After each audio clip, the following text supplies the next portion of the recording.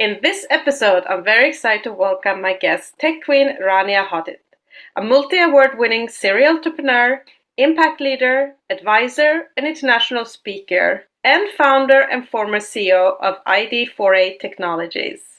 Hi, Rania. Hi, Jasmine. I'm very happy to have you joining us. How are you today? Great. I'm likewise happy to join you as well. Well, let us dig into your journey into STEM to get to know you better. Hope you're ready for the Queens of Tech 60 plus questions. Let's go. Let's warm up with a few fun facts about you. How would you describe your personality in 3 hashtags? Resilient, visionary, transformative. How would you summarize your life in 3 sentences? Raised in the chaos of war and a fractured family, I overcame immense adversities to carve my path and create a better future. Through resilience and determination, I built successful businesses and became an impactful leader. My journey stands as a testament to empowerment and visionary leadership and the power of breaking through obstacles to achieve one's full potential. And I hope to inspire others to do the same. What kind of music stimulates and motivates you the most? For stimulation and creativity, I enjoy new age world music and classical music. For motivation and empowerment, I gravitate more towards reggae, high energy electronic dance music, and hip hop to a lesser extent. What is your personal motto? Be true to yourself, live with purpose, and seek wisdom in every experience. What is your favorite book? The Prophets by Khalil Gibran. It's a book consisting of a collection of 26 prose poems that blend spirituality with creativity. What is your favorite podcast? There are few. If I was to choose top 2, I'd say the Ed Millett Show. It features high performers and focuses on themes such as optimization, resilience, and personal development, which closely align with my journey as an entrepreneur who has overcome challenges and broken barriers and scaled businesses. Similarly, the Unstoppable Woman podcast by Amira Alvarez empowers women through mindset shifts and high performance strategies for success. Also, that resonates with my path as a successful leader and business builder. Mac or PC? Mac all day. Say something interesting about you that people don't know. One thing most people don't know about me is that my diverse background in engineering, design, and architecture was the driving force behind my passion for disruptive technologies and innovation. Another lesser known aspect of my journey is that I didn't take a traditional path to entrepreneurship. I launched my first business while I was in university and went on to build a global tech company later on, teaching myself everything from scratch along the way without a business degree or a mentor. This self-made journey combined with my multidisciplinary expertise has really allowed me to disrupt industries and create meaningful impact in ways that defy conventional expectations of business success. Very empowering and powerful. What is your hidden talent? One of my hidden talents is the ability to blend creativity with technical expertise seamlessly. I have a unique gift for innovating at the intersection of art and science, which allows me to approach challenges from different perspectives and develop solutions that others might overlook. I would say this rare combination of design thinking and technical skills has been also a driving force behind my entrepreneurial success, and it has positioned me as a visionary leader. It's this ability to see potential where others see obstacles and turn ideas into reality that has been central to my achievements. And if you were going to write a book about your life, Rania, what would the title be? Unyielding. Great start. Now, let us dig deeper. Our childhood has a profound effect on our adulthood. Our early experiences shape our belief about ourselves and others. Now, I want to discover your childhood. Where did you grow up and how did it shape your early experiences? I grew up in Beirut during the Civil War, facing traumas of bombing, forced displacement, and family tragedies. Yet, this adversity also became a catalyst for discovering my strengths and forging my own path. Also, being raised in a multicultural environment, speaking multiple languages, I was able to develop strong communication and leadership skills that later helped me to scale my entrepreneurial ventures globally. What was your dream job when you were a child? I wanted to be an astrophysicist. What was your favorite subject in school? There isn't one. I'd say my top were physics, biology, literature. I loved writing and learning languages. What was your least favorite subject? Math, although it was fundamental to everything else I had to study. What is your earliest memory of technology and the arrival of the internet? My earliest memory of technology dates back to the mid-90s when we first got a desktop PC at school with a dial-up connection that made a screeching sound when it connected to the internet. I was fascinated by the idea of being able to access information from around the world despite the slow and frustrating experiences at the time, especially that it was so early with these technologies.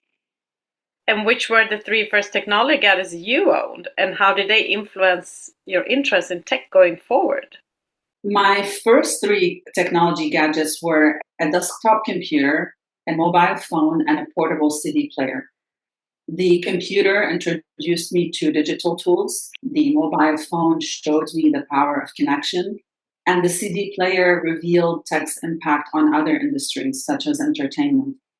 These early experiences really opened my eyes to the transformative power of technology. And it wasn't just about the gadgets themselves for me, it was the endless possibilities technology offers, the potential to learn and connect and create in ways that had never been possible before. And all that sparked my passion for innovation and set me on the path to a career in tech eventually. And during that period of time, Rania, who was your female role model growing up, and what about her inspired you? Growing up, my mother was my greatest female role model. She embodied strength, resilience, and resourcefulness. She always found ways to provide for our family and navigate adversity with grace. Her determination and leadership inspired me to push through my own challenges and carve my own path. I watched her balance multiple roles from being a caregiver and a provider and a leader, which taught me that perseverance and hard work can overcome almost any obstacle. And these values continue to guide my approach to both my life and entrepreneurship. Beautiful and powerful. And how do you think, based on everything you said, where you grew up and the school you went to and the generation you come from influence your education and career choice? Growing up in Beirut during the Civil War shaped my approach to education and career, teaching me resilience in the face of scarcity and disruption. With schools often disrupted and closed, I taught myself and I studied independently to make up for lost time. And later on, my studying also got disrupted because of family financial hardships. So the value of education became even clearer as a path out of hardship and a ticket to a better future. The generation I came from also was a generation of dreamers, driven by a desire for progress, for hope, for a chance to rebuild and redefine reality. When I moved to the United States at the age of 18, I carried this drive with me and pursued fields that allowed me to apply my creativity and technical skills to solve real world problems. And in the end, it was adversity, self driven learning, and desire for progress that were the key drivers to shaping my education and my career choices. So let us now dig into your career. But before that, I'm going to read two quotes. First one, how does the universe expect me to choose a career path at 16? I can't even choose what I want for dinner. Second, Abraham Lincoln said, I quote, the best way to predict your future is to create it. So Rania, where and what did you end up studying at university?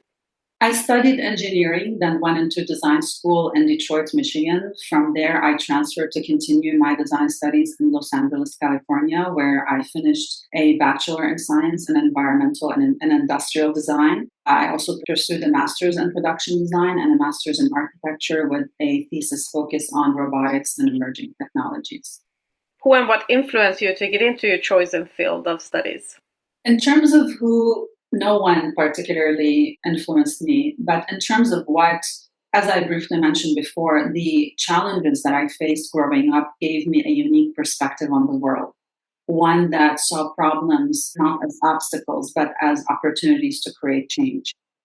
My academic journey was influenced by a strong desire to learn, to innovate, and solve real world problems, which led me to choose fields that allowed me to, again, merge creativity with technical skills, a combination that would later influence both my entrepreneurial ventures and my leadership in the tech industry. And what professional roles have you had before that led you to what you're doing currently? Over the last 16 to 17 years, I held multiple senior executive positions as founder and CEO and chairperson of the board of three different technology companies that I scaled from idea to acquisition, with the latest being ID4A Technologies, which was acquired in mid 2022. And those experiences led me to more executive roles that I'm holding right now. Yeah, you're holding a lot of hats still today, a lot of roles. On top of everything that I've said, you're also a member of different board of advisors. So tell us what exactly you are doing and what are your responsibilities. Like I mentioned, I serve in several senior executive roles, including vice president, board director, board advisor across both public and private sector organizations. In addition, I mentor entrepreneurs and startups through various global accelerators and business incubators, while also offering career and leadership coaching services to my private clients. My key responsibilities involve providing strategic guidance on scaling businesses, team building, product development, organizational management, as well as delivering comprehensive coaching focused on personal and leadership development for the entrepreneurs and leaders that I work with. And many of guests that I've had, they have been talking about their aspiration to be a part of a lot of boards. I'm sure a lot of listeners too. How did you get those opportunities? I already have accumulated a lot of experiences, so different companies are interested in being able to get someone like myself on their board, given that I have extensive experience in building businesses and working in now the tech industry and also being able to scale globally. So all these experiences are very valuable to companies that are at different stages and they're trying to grow or they have certain challenges. So it's really, my experiences are appealing to a lot of organizations. And also, I do try to approach companies that I find aligned with my interests and what I value. And I do present myself as well. So it's a two-way kind of a relationship where I either approach or they approach me. And how does a typical workday or work week look like for you? My typical workday blends strategic planning, leadership meetings, and mentoring. Mornings are typically focused on reviewing business metrics, setting priorities, doing my workouts, making sure I get that out of the way, followed by sessions with senior teams to tackle challenges, brainstorm ideas, and drive projects that we're working on forward. I also dedicate time to networking and speaking engagements and personal initiatives while ensuring space for reflection and continuous learning because I believe personal growth is key to success no matter how busy my schedule is. And I love the quote, choose a job you love and you will never have to work a day in your life. So Rania, what do you love the most about your role? What I love the most is the unique combination of innovation, leadership, and impact. I have the opportunity to drive meaningful change, not only in the business world through cutting edge technologies and strategic decisions, but also in people's lives through mentoring and creating positive social impact. My role allows me to shape industries, build teams, and empower others, all while staying committed to my own personal growth and learning.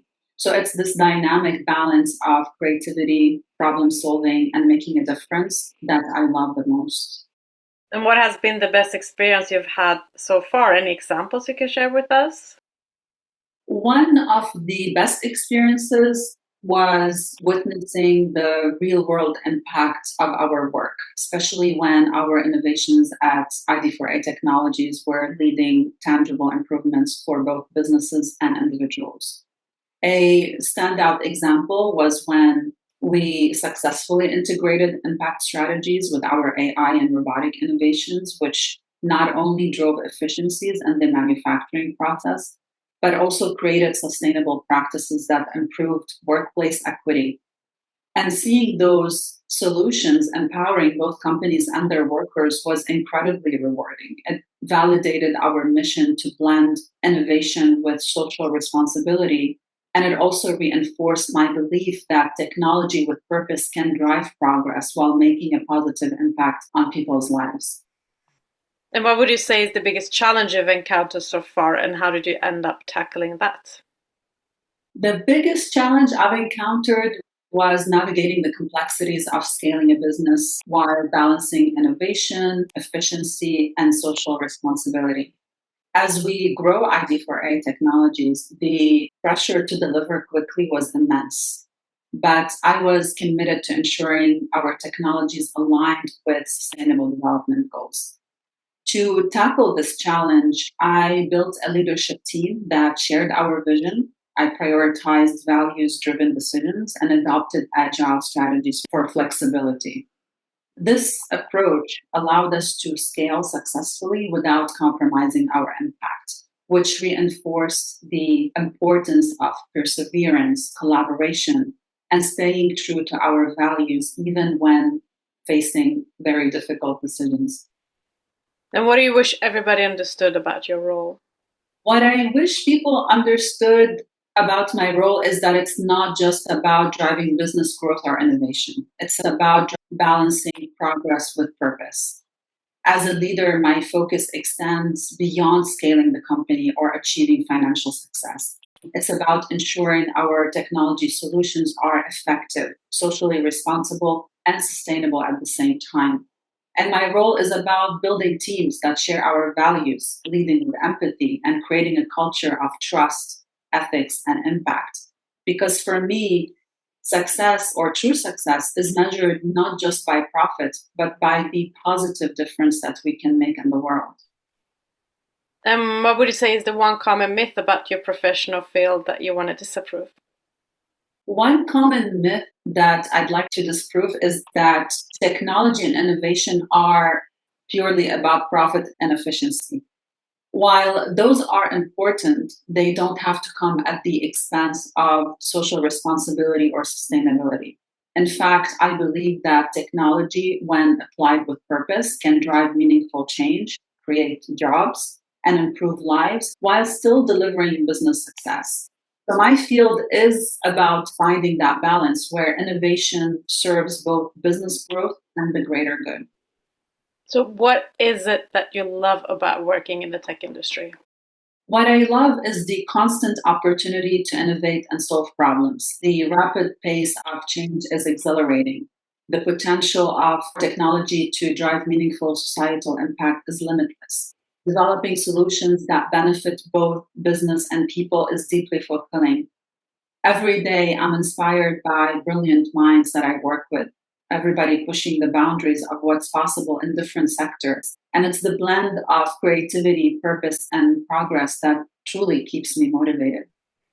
Oprah Winfrey said, I quote, think like a queen. A queen is not afraid to fail. Failure is not a stepping stone to greatness. So, Rania, what has by far been your biggest achievement in your career? You've done so much so far and have so much more to do.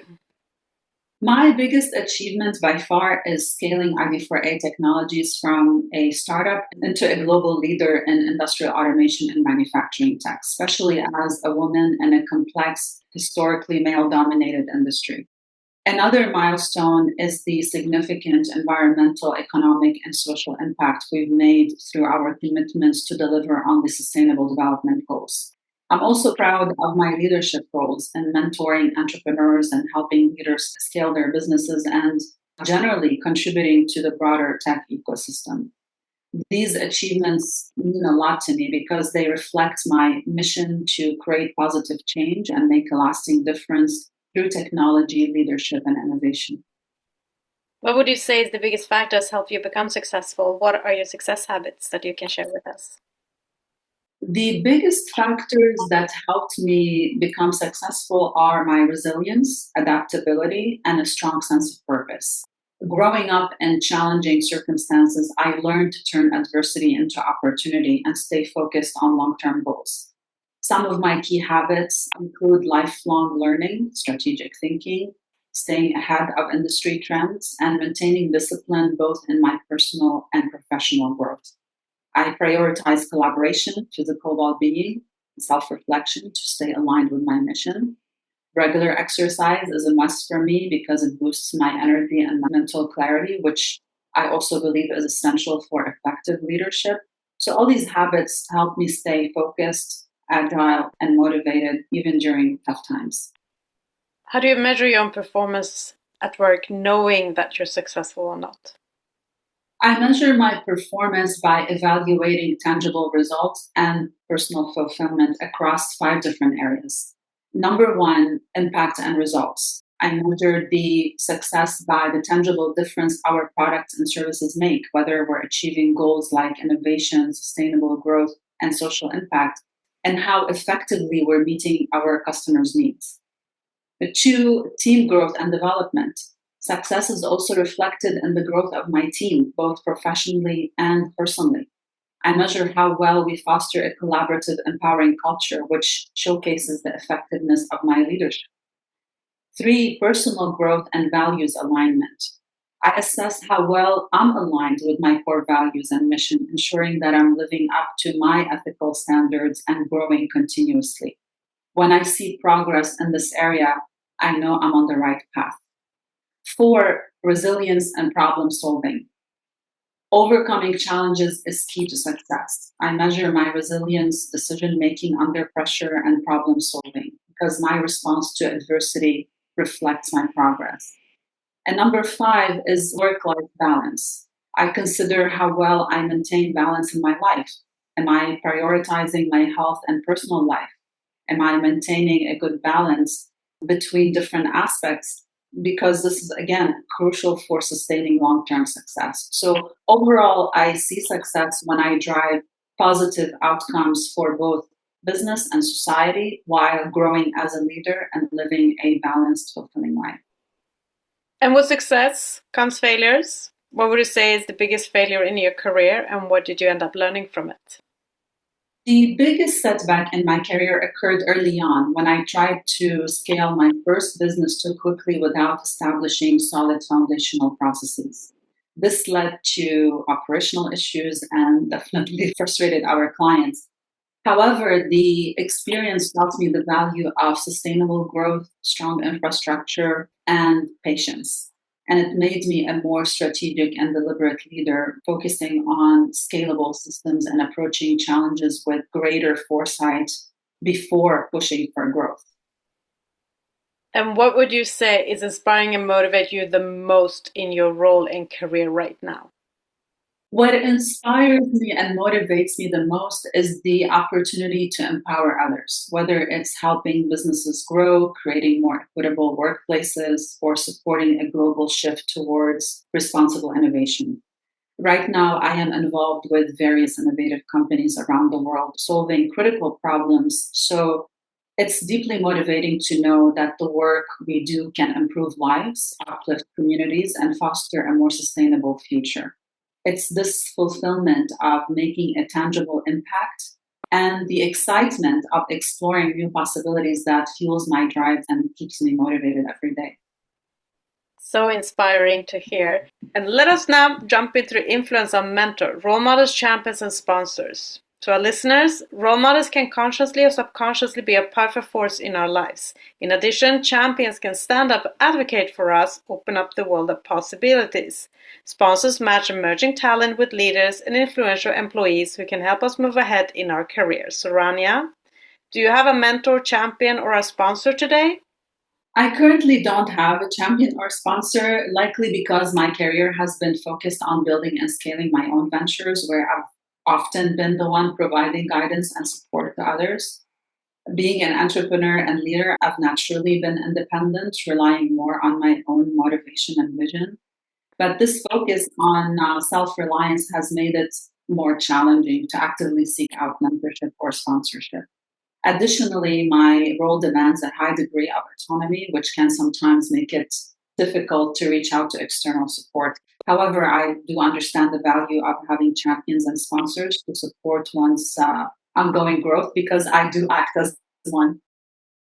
And history shows that it's been more common for men having mentors, champion, and sponsor in business than women. So, how important do you think is to have a mentor, champion, and sponsors through one's career?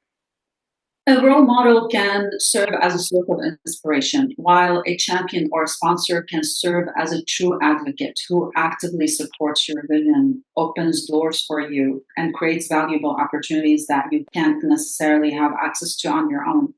They provide guidance, they boost your confidence to take on challenges and motivate you to push boundaries. They also hold you accountable, helping you stay focused and aligned with your own mission. Having both, I would say, both role models and sponsors is important for growth and success throughout one's career, but it's important to really know what you're looking for in order to know who to seek out.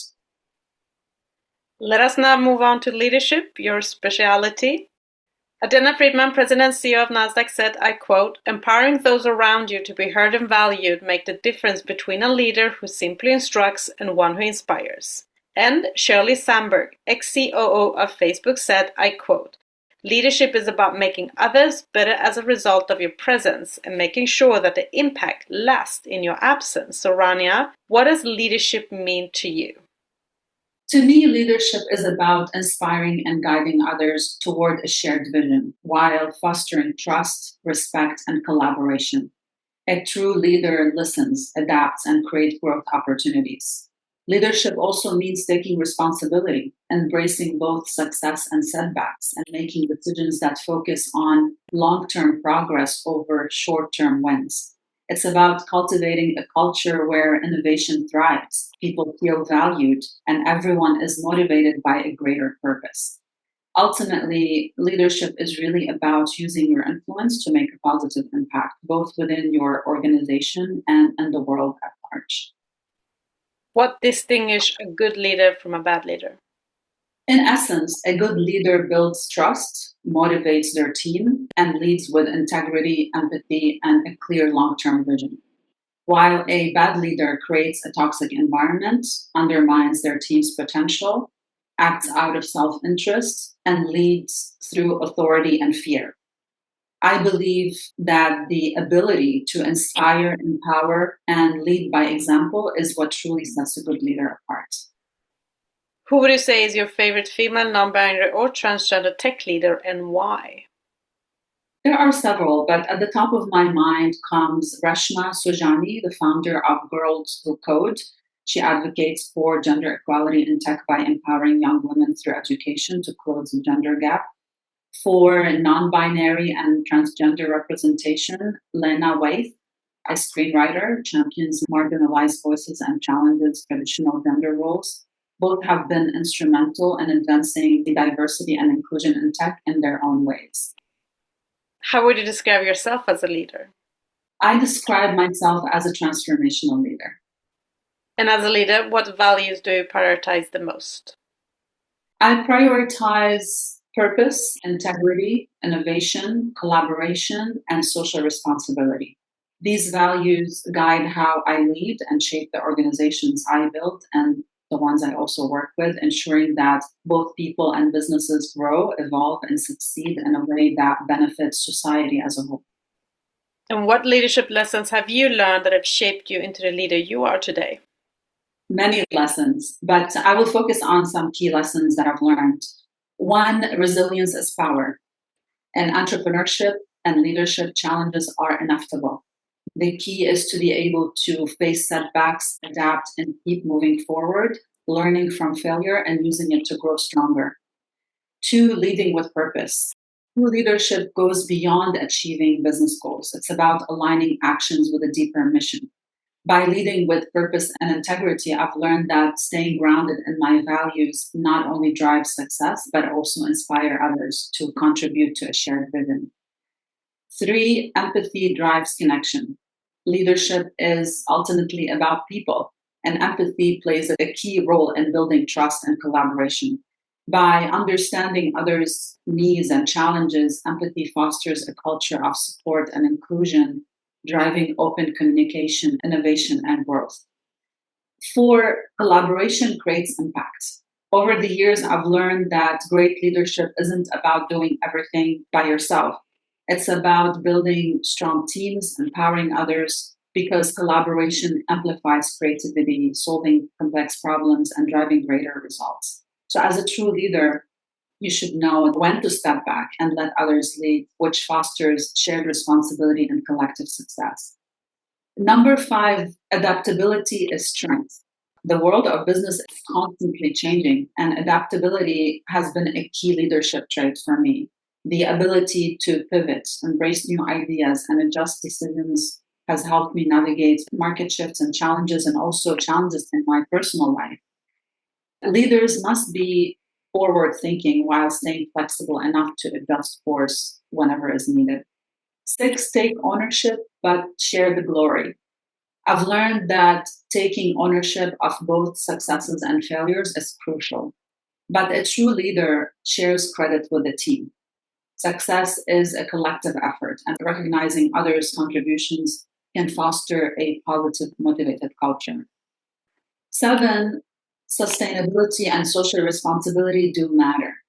As my career progressed, I learned that leadership is about more than financial results. It's about creating a positive impact. I focused on aligning business goals with social and environmental responsibility, prioritizing sustainable solutions, and empowering workers. Eight, never stop learning and growing. Leadership is a journey, it's not a destination. I've learned that to be an effective leader, one must stay curious, open to feedback, and committed to continuous learning, whether through education or mentorship or self reflection. This growth keeps us relevant and adaptable in this ever changing world. And lastly, stay true to yourself. I've learned that authenticity is essential. Staying true to your values, even when faced with difficult decisions or external pressure, is what defines a strong leader. Authenticity builds trust, and trust is the foundation of any great team or organization. Wow, so inspiring. So powerful, Rania, so powerful. Thank you very much for all of this. What are your three strengths and three weaknesses? Resilience, creativity, and visionary thinking are my top three strengths. My three weaknesses are reluctance to seek external support, delegation struggles, and work life balance. Those are an ongoing challenge, but I do work a lot on those areas. Let us now jump into the hottest topic in business today, workplace culture, unlocking the power of diversity, equity, inclusion, and belonging. Rania, what do diversity, equity, inclusion, and belonging mean to you personally? To me, diversity, equity, inclusion, and belonging are the foundation of a thriving, innovative, and sustainable society. These values aren't just buzzwords. They represent how we as individuals and organizations should approach each other and the world with empathy, respect, and fairness. It's about creating spaces where everyone has the opportunity to succeed, where their voices are valued, and where their unique contributions lead to collective success. These values are also not just essential in the workplace, they are critical to building stronger and more compassionate societies. And what do you consider being 3 to 5 signs of good company culture if you were ever to join a new company tomorrow? Signs of a good company culture that I'd look for would be one, open communication and transparency, a culture where information flows freely, feedback is encouraged, and leadership is open about decisions, challenges, and successes. Two, growth opportunities, a company that invests in employees' development, offering training, mentorship, and clear career progression. Three, collaboration and teamwork, a culture that values collaboration over competition and everyone contributes and are recognized for it. Four, work life balance, a company that supports employee well being with flexible hours, remote work options, and a respect for personal time. And five, diversity, equity, and inclusion, a truly inclusive culture that values different perspectives and ensures equal opportunities for people of all backgrounds or identities. These are the cultural pillars that would make a company a good place I would want to work for, and everyone should be looking for, to be honest. And as a woman, what has been the most significant political or and culture barrier in your career, and how have you overcome these challenges? As a woman in a male dominated industry, one of the biggest challenges I've faced is overcoming the biases and stereotyping that limit equal recognition opportunities and, above all, respect. To navigate these barriers, I've focused on staying authentic and resilient. By leading with integrity and staying true to my values, I've been able to build trust and credibility even when others may have doubted me at first. And rather than seeing my identity as a hindrance, I embraced it as a strength, knowing that my rich background and experiences bring unique perspectives to problem solving, innovation, and leadership. And how do you discuss DIB challenges such as salary gaps, promotion, maternity leave, etc., with your colleagues, peer, and community? When discussing DEIB challenges, I focus on creating open, respectful, and solution oriented conversations. I use data and facts to highlight disparities while using empathy and active listening to understand different perspectives and challenges. I also normalize these discussions, making them a regular part of workplace dialogues. And I shift the focus to practical solutions like transparent salary bands and clear promotion criteria. I also emphasize the accountability systems, such as having diversity audits and employee resource groups. This approach I found to help in raising awareness and also in driving positive change toward a more equitable, inclusive, and supportive workplace. And there are many public and internal discussions about the barriers women, women of color, non-binary, and transgender individuals face from reaching higher position or receiving funding in the tech industry. How have these issues affected you, and what is your advice on overcoming these roadblocks? Personally, I've encountered so many moments like this, especially in the early stages of my career and my entrepreneurial journey, where my ideas or contributions were overlooked or my authority was being questioned simply because of my gender or ethnicity or even my physical appearance. But instead of letting this define me, I stayed authentic to who I am and I learned to assert myself confidently, not just by speaking up for my ideas, but also by creating spaces where others facing similar obstacles feel heard and valued. My advice on overcoming these roadblocks: one, leverage your uniqueness. Don't see your identity as a barrier, recognize it as a strength. Your experiences and viewpoints bring fresh insights and innovation. Authenticity is what sets you apart, so use it as an asset in your work. Number two is build strong alliances. Seek mentors and allies who believe in your vision. These relationships are essential for growth, and having also strong networks can help you amplify your voice in spaces where you might not always be given the platform. And three, advocate for systemic change. Speak out against bias and push for transparency in hiring, promotions, and funding. Advocate for processes that prioritize merit and diversity. Your voice really matters. Ultimately, we all play a part in breaking down these barriers. So, by leveraging our voices together to address structural inequalities, we can work together to create a more inclusive, equitable tech industry for everyone. And today, tech companies also invest heavily in marketing, attracting women, women of color, non-binary, transgender individuals, but are struggling to retain them. Articles show online that women are leaving the tech industry. What is your best advice or strategies for how companies can work to build a stronger corporate culture that engages DIB? My top five strategies are: one, foster an inclusive leadership pipeline by actively mentoring and promoting diverse talent into leadership roles to ensure representation and career growth at all levels. Two, create safe, supportive workplaces by cultivating a culture of respect and belonging through employee resource groups, anti harassment policies, and mental health support as well. Three, establish transparency in pay and career development by implementing clear, equitable pay structures and transparent promotion processes to ensure merit based opportunities. Four, implement flexibility and family support, such as flexible working arrangements, parental leave policies, to help employees balance work and personal responsibilities. Lastly, promote continuous DEIB education by providing regular training on unconscious biases, allyship, and inclusivity to create a culture of continuous learning and empathy. By committing to these strategies, companies can improve retention rates and create a workplace that values and sustains diversity, equity, inclusion, and belonging for everyone.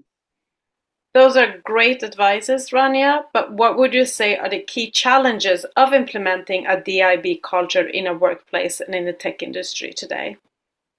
The key challenges that I want to share today with you, one is unconscious bias. Deep-seated biases in hiring and promotions can hinder inclusivity. Overcoming this requires ongoing awareness and training. Two is the lack of representation. We see underrepresentation of diverse groups, especially in leadership roles, which limits mentorship and authentic DEIB efforts. Three is retention and career growth. Attracting diverse talent is not enough. Companies must create supportive environments and clear growth opportunities to retain their employees. Four is tokenism and superficial diversity efforts. Failure to address deeper systemic issues can alienate employees if not backed by meaningful change. Five is resistance to change from leaders or employees who don't see the value of DEIB. These people can really slow progress. So overcoming this resistance requires strong leadership, clear communication of the business case for DEI as well. Six is inequality in access to resources, such as mentorship and career development opportunities. This can stunt the growth of underrepresented groups. And lastly, measurement and accountability. Tracking DEIB efforts and holding companies accountable can be very difficult if you don't have clear metrics and systems in place. So, to address these challenges, organizations must go beyond surface level actions and focus on structural change and accountability to create workplaces where everyone feels valued, supported, and empowered to succeed. And why do you think it's important for more women, women of color, non-binary, and transgender to join the tech industry today? It's important because diversity is a key driver of innovation, inclusion, and progress. Without diverse representation, tech products risk being biased or incomplete. A more inclusive workplace brings unique perspectives and helps solve problems and create technologies that better serve everyone, not just a narrow demographic. It's also an issue of equity. By increasing representation, we build an industry that is not only more innovative, but also more equitable, where everyone has the opportunity to shape the future. And how do you think companies would benefit from not just having women and women of color, non-binary, transgender as middle leaders, but actually higher gender representation at C-suite level and boardrooms with a voice? Companies would benefit immensely from having higher gender representation at the C-level and in boardrooms for five key reasons. First of all, diverse leadership brings fresh perspectives, leading to more creative and effective solutions that cater to a broader audience. So that means increased innovation.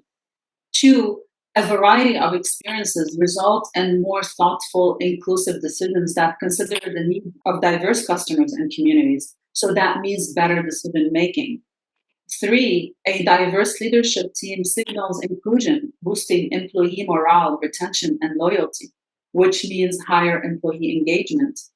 Four is companies that prioritize diversity at the top attract top talent and they appeal to consumers who value inclusivity. So that means stronger reputation for the company.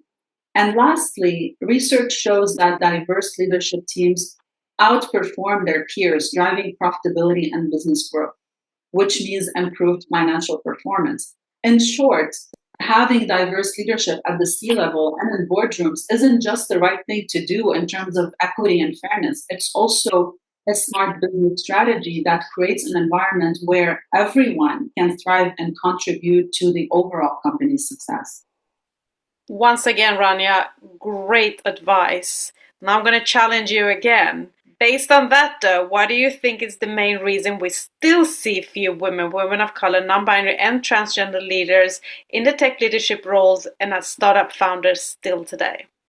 The main reason truly stems from systemic barriers, biases, and limited access to opportunities. These include unconscious biases in hiring, funding, and promotion, a lack of role models, workplace cultures that aren't always supportive of diverse leadership.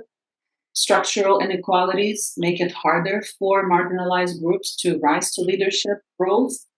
And while we have seen progress made in areas such as providing better funding, mentorship, and support for diverse founders, overcoming these challenges requires ongoing efforts and collaboration for systemic change across the entire tech ecosystem.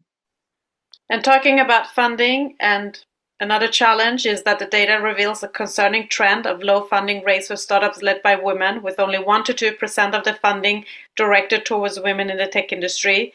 Black and Latina women in particular receive less than 1%. What factors do you believe contribute to this imbalance, and what strategies can be activated to increase funding for women-led startups? There are four key factors contributing to this imbalance. One, bias and stereotyping. Implicit biases in predominantly male and white venture capital networks often result in women led startups receiving less attention and funding. Two, limited access to networks. Women, particularly women of color, have fewer connections in VC circles, which makes it harder to secure funding. Three is risk aversion and confidence gaps. Women are often more risk averse, and many tend to downplay their ideas and capabilities, which lead to lower investment rates. Four is lack of representation in VC firm. The overwhelmingly male VC leadership results in less diverse investment decisions, perpetuating the funding gap. The five strategies that can be activated to increase funding for women-led startups. One, bias education for investors. For example, venture capital firms should train their teams on implicit bias to ensure fair evaluations of women-led startups, which is a big one. Number two is alternative funding sources, such as crowdfunding and women-centric VC funds can provide more accessible capital for women entrepreneurs. Three, mentorship and networking. Expanding programs and peer networks will help women entrepreneurs build the connections they need to secure funding. Four is highlighting success stories. When we amplify the achievements of women entrepreneurs, we can shift perceptions and inspire more investment. And lastly, having a transparent funding criteria. When we have a clear and standardized investment criteria, we can reduce subjective biases and ensure merit-based funding decisions. So by addressing these barriers and implementing these strategies, the industry can create a more equitable environment where women, women of color, non-binary, and transgender individuals thrive and build successful businesses. And how much do you think the tech industry has changed regarding DEIB since you joined? A lot. Since I first joined, the tech industry made significant strides in diversity, equity, inclusion, and belonging. Many tech companies have made real progress on DEIB initiatives by setting diversity goals, improving representation of people of color, and establishing supportive policies like parental leave and gender neutral options through employee resource groups. There's also been more focus on leadership diversity and reducing bias in tech products and creating more funding opportunities for women and minority entrepreneurs. However, despite the growing awareness, progress has been incremental instead of being revolutionary. So companies must continue to work on creating sustained, measurable, and meaningful impact, particularly in areas of leadership representation, pay disparities, and ensuring long-term retention and inclusion for women and minority groups. And looking back on your own career, what one thing would you have changed in your working environment to break the bias? As a leader of ID4A Technologies, shaping a diverse, equitable, and inclusive culture was always a top priority. From the beginning, we made significant strides in embedding DEIB initiatives at every level of the organization, from top leadership all the way down. This commitment not only transformed our internal culture, but it also transformed the companies that we work with. But looking back at the broader job market, I recognize that more could have been done to break the bias by creating clearer, more transparent pathways for leadership and career advancement, advocating for measurable promotion criteria, increasing diverse representation in leadership roles, and ensuring equal access to mentorship and sponsorship for underrepresented groups. And all of these, I wish they would have existed for me as well, because I was one of the generation of entrepreneurs who struggled with this immensely, since none of this was being worked on.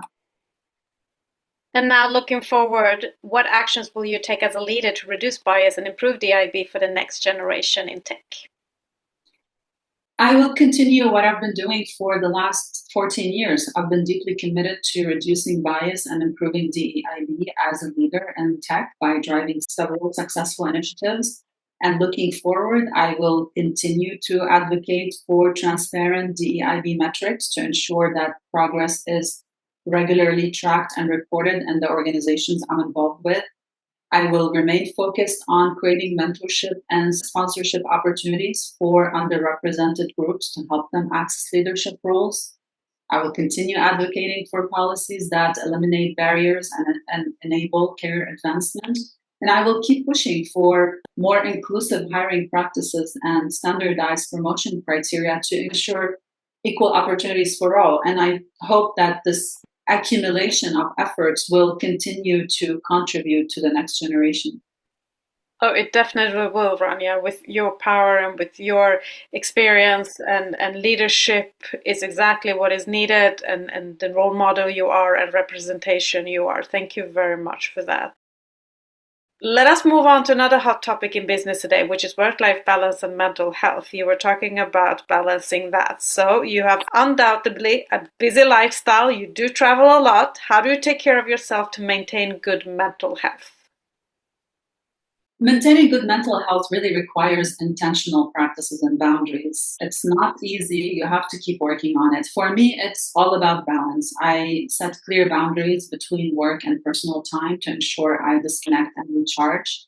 I do regular exercise, which helps me manage stress and boosts my mood. I practice mindfulness and meditation to stay grounded and calm.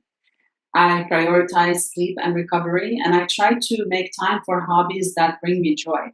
And if I feel extremely challenged, I've learned to seek support from close loved ones, or I may talk to a therapist to navigate certain situations that I'm unable to navigate on my own.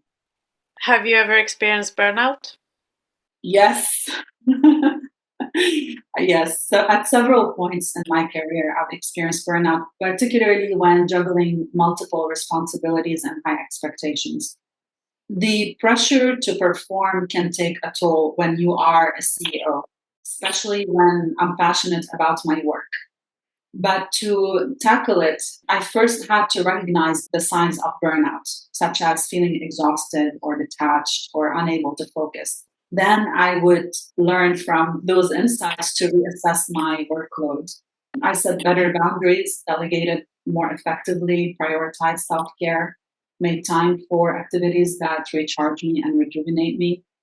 Also, seeking support from others reminded me that rest is vital. You always get that advice from other people telling you need to stop. It's not just about productivity. So over time, I learned to manage my energy and maintain balance.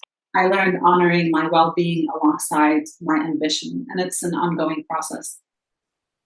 And what is your advice on how companies can create a more mentally healthy workplace in the new now? The five key advices are: one, prioritize mental health as a core value and normalize mental health conversations by integrating it into the company culture. Discussing mental health openly breaks the stigma and empowers employees to seek help. That should be part of the leader's skills to be able to create that environment. 2, create a culture of Number two is promote flexibility and work-life balance by offering flexible work hours, remote work options, because creating a supportive environment that respects personal time is vital to reducing stress and preventing burnout. Three, provide mental health resources and support, such as access to counseling and wellness programs. Regular mental health check-ins or offering workshops can also help employees feel supported and understood. Four, encourage open communication and transparency by creating channels for employees to voice concerns and provide feedback or discuss their mental health challenges. Open communication makes employees feel heard, and it helps to address issues before they escalate. And lastly, cultivate a culture of empathy and inclusion where employees feel valued, respected, and understood. Supportive, collaborative, and empathetic leadership makes a huge difference in fostering mental health and mental well-being in the workplace. So leaders have to become this absorber of a lot of information and a lot of skills in order to create those environments. What would you say motivates you every day to get out of bed? What motivates me is the opportunity to make a positive impact, whether it's helping others grow, solving problems, or contributing to a larger vision. I'm driven by the challenge of turning ideas into reality and the chance to build something meaningful, whether that's through business, working with my team or clients and the organizations I support. Ultimately, knowing that the work I do can leave a positive mark keeps me motivated to keep pushing forward every single day. Now, let us wrap up with a few words of wisdom and a piece of advice for our listeners. Rania, what is the best piece of advice you've ever been given that has helped you during setbacks in your role and career? The best advice I've received during setbacks is this too shall pass. A simple but powerful reminder that challenges, no matter how daunting, are temporary, and that every setback is an opportunity for growth. This mindset helped me to stay resilient, weather the storms, learn from them, emerge stronger, and continue to move forward toward something much better. And then, what's the worst advice you ever received, and how did you tackle that? I would say the worst advice I've received was to just play it safe or avoid risks. I was told that sticking to a known path would shield me from failure and lead me to success. And while it may have been well intentioned, of course, to me, playing safe meant staying stagnant and limiting my potential for growth. Taking risks meant learning, growing, and daring to dream beyond what's comfortable. So I handled this advice by choosing to trust my instincts and pursue opportunities that felt aligned with my values and vision. And ultimately, those bold steps and leaps of faith that have been key to the success I've achieved and the career I'm proud of today. And is there something you wish you would have known or a skill you wish you had when starting out in the tech industry? Looking back, one skill I wish I had developed earlier in my career is the ability to make decisions with confidence, even in the face of uncertainty. When I first entered the tech industry, I often second guessed myself. I was developing new ideas that weren't yet available or were not kind of acceptable or familiar to other people. And I was also learning everything on my own. I did not have mentorship. I did not go to business school to know how I'm going to go about building a business in tech. I also, on that note, I wish I leaned into mentorship more from the start because I believe I could have accelerated my learning, avoided certain mistakes, and it could have also opened up more opportunities for me earlier on. And if you had the ability to go back in time to when you were just at the beginning of your career, what advice would you give to your younger self? I would tell my younger self to seek support from others and practice self-compassion. We often hold ourselves to high standards and can be our hardest critics, especially during moments of failure, frustration, or self-doubt.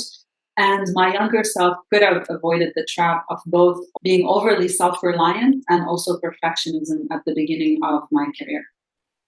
And what advice will you give to young girls, women, women of color, non-binary and transgenders who's trying to break into STEM fields today, especially wanting to become next generation leaders and founders?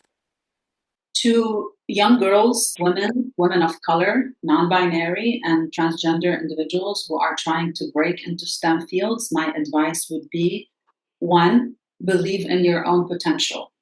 Know that you belong in STEM. Your ideas, insights, and experiences are valuable and needed. Be confident in your voice and your abilities. There is a space for you, and the world is better for having you in it. So you have to trust that and own it. Two, find mentors and build a supportive network. Find peers, role models who can uplift you and guide you. Seek out mentors who can offer you advice, encouragement, and inspiration, especially those who have walked a similar path. These relationships will be crucial to your own growth. Three, embrace your uniqueness.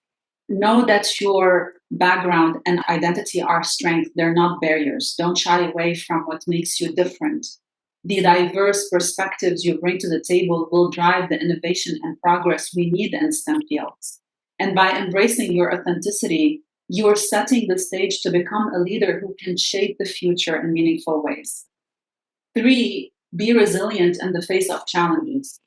The road to success in STEM won't be easy, and there will be a lot of obstacles along the way. Don't let those challenges discourage you. Each step back is an opportunity to learn, grow, and prove your resilience, so use it to your advantage. Four, lead with courage and purpose. Know that leadership is not just about technical skills, but also about having the courage to step up, to make decisions, and inspire others. As you grow, be intentional about leading with integrity, compassion, and vision. Your leadership style will not only help you achieve your goals, but it will also open doors for others who follow you. Five, create and seize opportunities. Don't wait for the perfect time to step forward. Take risks, create opportunities for yourself, and build your own path if necessary. Be open to new experiences and don't be afraid to fail. It's often through failure that we learn, and through these experiences, we also come out stronger. Six, advocate for yourself and for others. Stand up for what you deserve, whether that's fair compensation or recognition or the chance to lead. At the same time, advocate for others in your community who may not have your courage or they don't have the voice to speak up. So be the ally you wish you had and create pathways for those who will come after you. Lastly, remember that you are part of a growing movement in STEM, and your journey of breaking barriers will pave the way for future generations. So stay true to yourself, be persistent, and believe in your power to lead and create change. Ooh, goosebumps! Last but not least, what is next for you in your role and career in tech, Rania? What are your career aspirations? This one I will keep for myself, but I invite you to stay tuned, follow me, stay tuned to my updates to see what's coming up next. Well, I look forward. Thank you so much for being a guest on the Queens of Tech podcast, sharing your journey will without a doubt inspire change and reshape company culture for the next generation of women, women of color, non-binary and transgender leaders and founders in tech. Thank you so much, Jasmine, for having me on the show.